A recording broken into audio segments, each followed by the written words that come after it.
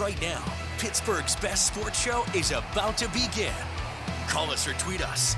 We've got things to talk about on the Ireland Contracting Nightly Sports Call, powered by FanDuel Sportsbook.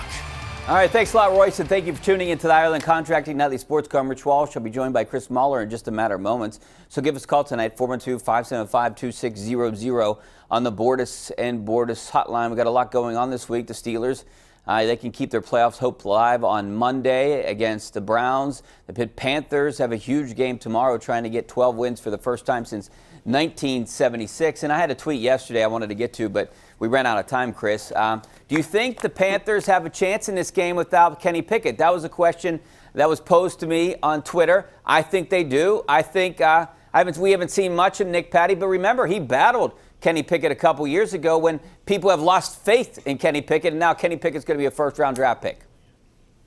I mean, the very little we've seen of Nick Patty this year, he looked fine. In the Western Michigan game, he had to come in briefly. Yeah.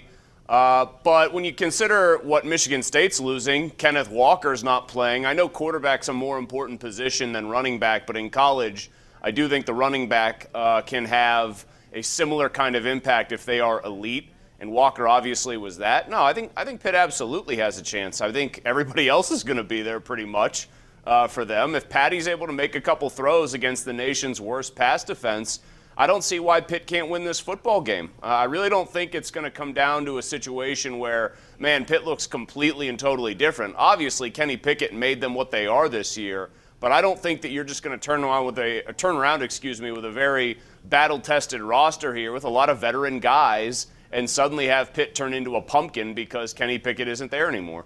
Yeah, I think they'll be fine. I'm not going to say they're not going to skip a beat, but I think they're going to be able to move the ball. They have Jordan Addison and a bunch of different weapons, so you just got to get the ball to him. My other question to you, so is this an audition for Patty?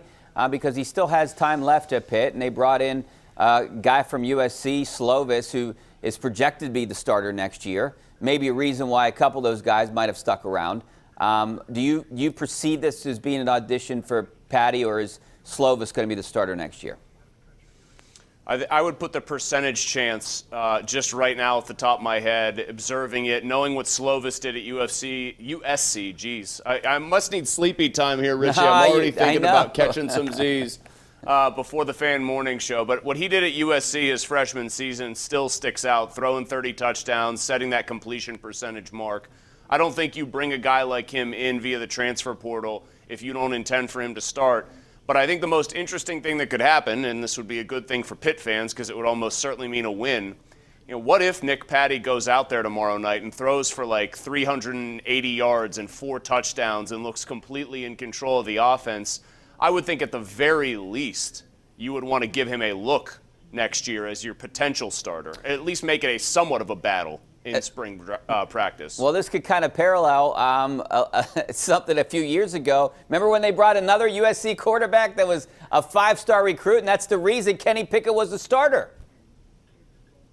Max Brown. Yep. He alluded to that. We had him on last week on the PM team. Yeah, I mean, Slovis, I think, comes with more accomplishments. I don't think it ever really worked out at the collegiate level for Max Brown. I think Slovis is a guy that Pitt honestly feels when they look at the build, look at what some of his throws are, the fact that he can make all the throws. I honestly think they bring a guy like that in who's been the man until recently this year when he lost the starting job out there and say, well, this is the best chance we have. Guy from another Power 5 school, a hotbed school, a big, traditional powerhouse that's a little bit on hard times. Bring him in, and that's the best chance we have to duplicate the success we had with Kenny Pickett next year. All right, I want to continue the conversation because the Peach Bowl is tomorrow at 7 o'clock against Michigan State. The Panthers, 2.5-point underdogs in that one. 412-575-2600 is the number on the Bordas and Bordas hotline. We'll be back in a couple minutes.